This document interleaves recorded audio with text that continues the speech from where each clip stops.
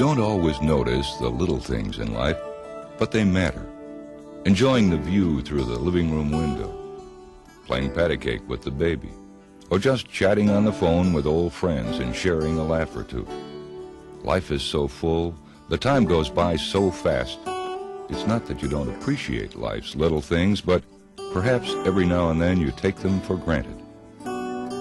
But what happens when you learn that you have a terminal illness and that there is no cure? All those little things you didn't notice before start to matter a lot.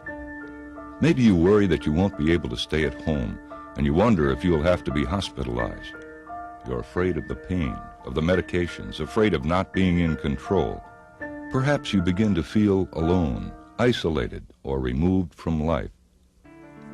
But it doesn't have to be that way. You don't have to be alone or afraid. You can still choose how you're going to live, even when you're faced with a terminal illness. You can stay at home if you want and enjoy the company of loved ones. You can decide what medications to take and how much you'll need. You can request the kind of medical supplies and equipment that will help you most. Above all, you can spend this precious time as you choose, doing what's meaningful to you, paying attention to those important little things. You have a choice with hospice care, because hospice care is for living.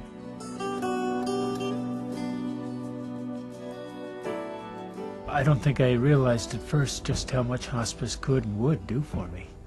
Of course, it begins by them enabling me to live at home, which I couldn't have done without them. And they know my needs, they even anticipate my needs.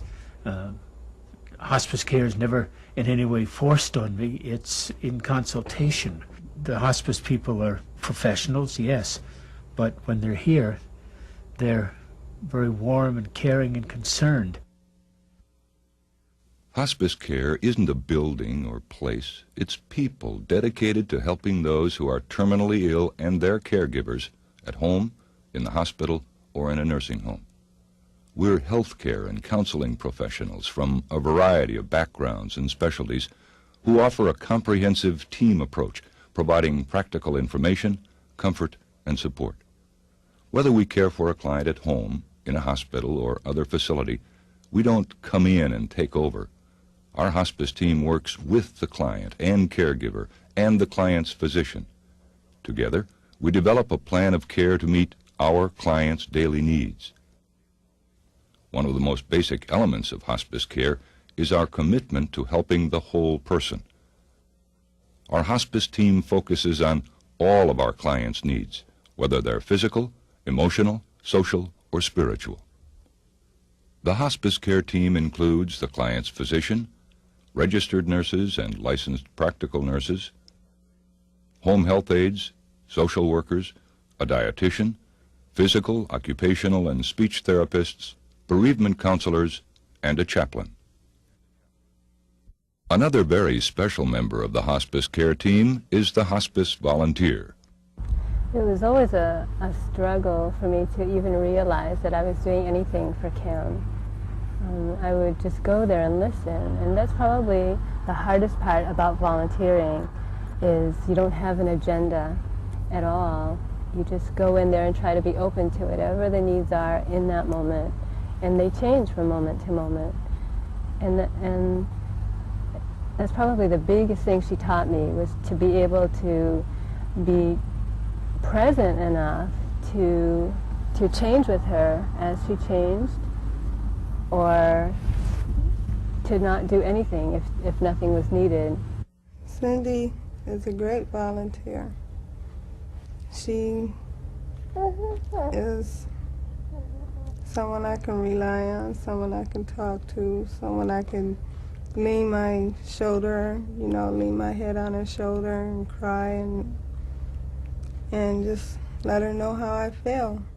Hospice care is here to help anyone who has a terminal illness and wants to spend the remaining time at home comfortably and peacefully, with meaning and with dignity. When your physician says you have 6 months or less to live and your goal becomes comfort rather than cure, we can start helping you right away. And it doesn't make any difference how old or how young you are. Hospice has helped people from just a few days to 102 years old. We don't discriminate based on race or religion, type of illness, or where you live. It doesn't matter if you live with family, friends, or all by yourself. Even if you don't have someone at home to help you 24 hours a day, hospice care will find a way to bring you the assistance and the support that you need. And you don't have to worry about how you're going to pay for this special care. It's so important that individuals and families understand that their ability to pay is really not an issue with us. The care we provide is covered by Medicare, Medicaid, HMOs, and most other private insurance. No one is turned away for lack of ability to pay. If a client has no other resources, hospice care has very generous community support that helps us provide for these costs. When we say that hospice care is for living, it has a special meaning for our clients' family members and loved ones. Hospice care doesn't end with the death of our client. We continue to assist family members and loved ones for a full year, and many choose to stay in contact long after that.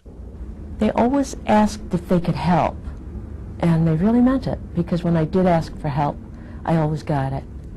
It's a comforting feeling to know they're there for me, and I think that makes all the difference.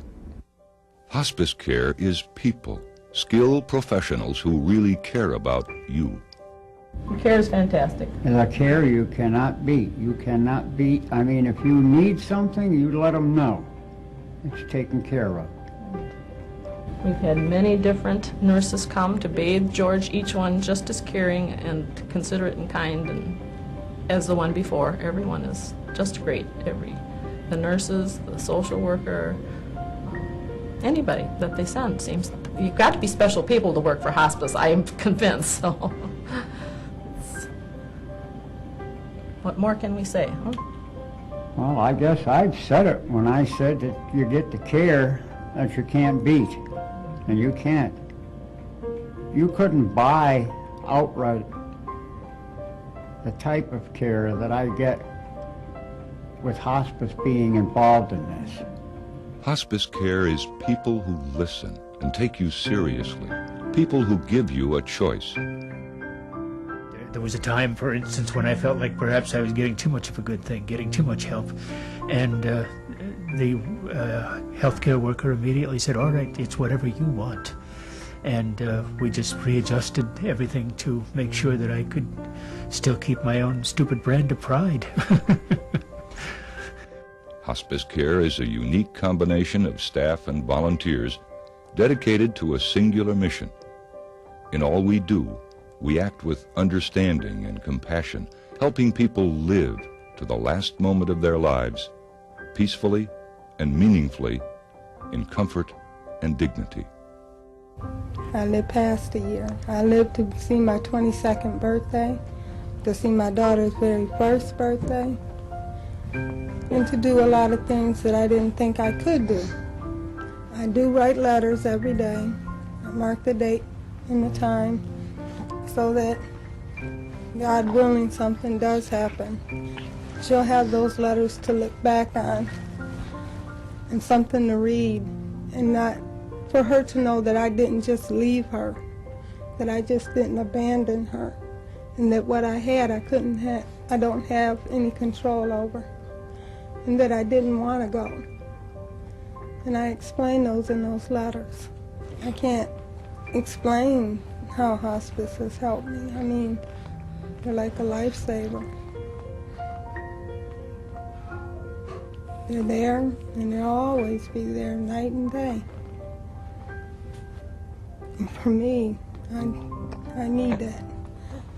I need to hear someone else's voice saying everything is okay. Hospice care pays attention to the little things, because hospice care is for living.